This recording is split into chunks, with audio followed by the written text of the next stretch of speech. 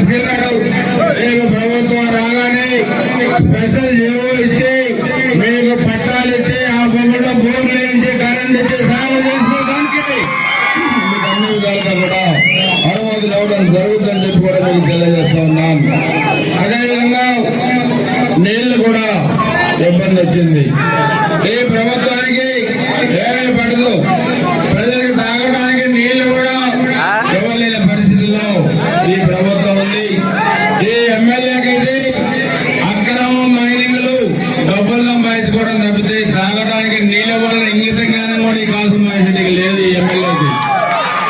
అందుకే ఆల్రెడీ ఒక ట్యాంకర్ మనం పెట్టి నీళ్లు తోలుతా ఉన్నాం. అవసరమైతే ఇంకా 2 ట్యాంకర్లు పెట్టి మీరు నీళ్ళ సమస్య రాకుండా బాధితులు మనం తీసుకుంటామని చెప్పుకోవడం మీకు తెలియజేస్తా ఉన్నాను. చదవకుండా వాళ్ళు ఉన్నారు, నిరుద్యోగులు ఉన్నారు. మనం యూత్ పాలసీ పెడుతున్నాం. 500 ఎకరాల్లో మినీ సిజులు పెట్టి చదువుకొని నిరుద్యోగులుగా ఉన్న వాళ్ళకి దాదాపు 15,000 మందికి ఉపాధి చూపించబోతా ఉన్నాం. చంద్రన్న పవన్ కళ్యాణ్ గారు సూపర్ 6 పెడితే మన ఎర్రబుద్ధిని సీరన్న గురిజాల సూపర్ 6 పెట్టబోతా ఉన్నారు. దాన్ని రేపే ఫిబ్రవరిలో దాన్ని కూడా మనం రిలీజ్ చేయబోతా ఉన్నాం. దాంట్లో యువతకి 15,000 మందికి ఉద్యోగాలు ఇప్పించే బాధ్యత మనం తీసుకుంటున్నాం అని చెప్పి కూడా మీరు అందరూ కూడా తెలియజేస్తూ ఉంటాము. మన గ్రామంలో కూడా చదువుకోని నిరుద్యోగులుగా ఉన్న వాళ్ళకి ఉద్యోగాలు ఇప్పించే బాధ్యత మనం తీసుకుంటాం. జనవరి 27న గురజాల్లో మెగా జాబ్ మేళ మనం పెట్టాం.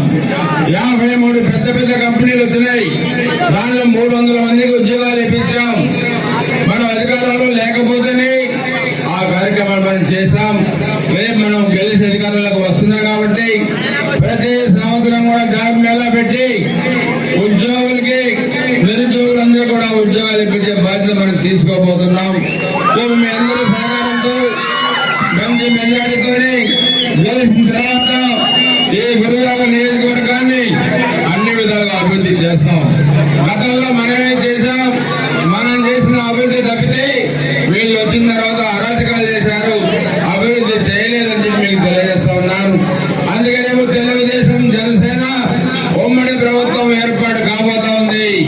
రాష్ట్రంలో 175కి 155 సీట్లు మనం గెలుచుకోబోతా ఉన్నాం. అరాచకాలు విధ్వంసం సృష్టించి అందరినీ ఇబ్బంది పెట్టిన ఈ సైకో జగన్మోహన్ రెడ్డిని, సైకో వైసీపీ ప్రభుత్వాన్ని కోపుడు వేలతో పిగిలించి ఇంటికి పంపాల్సిన బాధ్యత మనందరం మేము ఉందన్న సంగతి కూడా మీ అందరికీ తెలియజేస్తా ఉన్నాను. ఈరోజు నేను ఏదైతే చెప్పానో రేపు మనం అధికారంలోకి వచ్చిన తర్వాత ఈ కార్యక్రమాలన్నింటినీ మొదటి ప్రాధాన్యత క్రమాల్లో చేసి తీరుతాం. దానికి మీ అందరి సహకారం కావాలి. వచ్చే ఒక కురుక్షేత్ర సంగ్రామం. ఈ సంగ్రామంలో మనం గెలవబోతా ఉన్నాం. దానికి మీ అందరి సహకారం కావాలి. ప్రతి ఒక్కళ్ళు కూడా పసుపు సైనికులు, జన సైనికులు అందరూ కూడా సైకిల్ గుర్తుకి ఓటేయాలి. వచ్చే ఎన్నికల్లో తెలియజేసుకుంటూ అందరూ ఒకసారి సైకిల్ గుర్తుకి